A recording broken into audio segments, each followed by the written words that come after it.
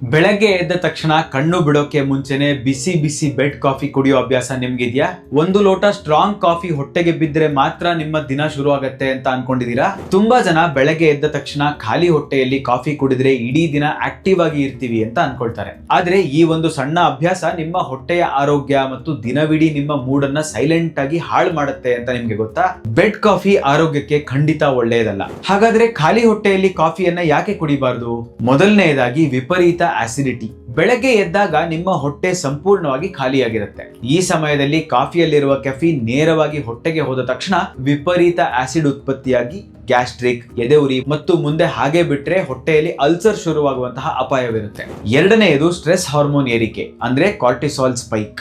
ನಾವು ಬೆಳಗ್ಗೆ ಎದ್ದಾಗ ನಮ್ಮ ದೇಹದಲ್ಲಿ ನ್ಯಾಚುರಲ್ ಆಗಿ ಕಾರ್ಟಿಸಾಲ್ ಅನ್ನುವಂತಹ ಸ್ಟ್ರೆಸ್ ಹಾರ್ಮೋನ್ ಅತ್ಯುನ್ನತ ಮಟ್ಟದಲ್ಲಿರುತ್ತೆ. ಆ ಸಮಯದಲ್ಲಿ ಕಾಫಿ ಕುಡಿದ್ರೆ ಈ ಹಾರ್ಮೋನ್ ಲೆವೆಲ್ ಮತ್ತಷ್ಟು ಜಾಸ್ತಿಯಾಗಿ ಆಂಗ್ಸೈಟಿ, ಟೆನ್ಷನ್ ಮತ್ತು ಮೂಡ್ ಸ್ವಿಂಗ್ ಹೆಚ್ಚಾಗುತ್ತೆ. ಮೂರನೆಯದು ಡಿಹೈಡ್ರೇಷನ್. ರಾತ್ರಿ 8 ಗಂಟೆಗಳ ಕಾಲ ನೀರು ಕುಡಿಯದೆ ನಮ್ಮ ದೇಹಕ್ಕೆ ಬೆಳಗ್ಗೆ ಎದ್ದಾಗ ನೀರಿನ ಅವಶ್ಯಕತೆ ಇರುತ್ತೆ. ಆದ್ರೆ ಕಾಫಿ ಒಂದು ಡಯೂರೆಟಿಕ್, ಅಂದ್ರೆ ಇದು ದೇಹದಲ್ಲಿರುವ ನೀರನ್ನ ಮೂತ್ರದ ಮೂಲಕ ಹೊರಹಾಕತ್ತೆ. ಇದರಿಂದ ಬೆಳಗ್ಗೆ ದೇಹ ಡಿಹೈಡ್ರೇಟ್ ಆಗಿ ಸುಸ್ತು ಶುರುವಾಗುತ್ತೆ. ಹಾಗಾದ್ರೆ ಏನು ಮಾಡಿದ್ರೆ ಉತ್ತಮ?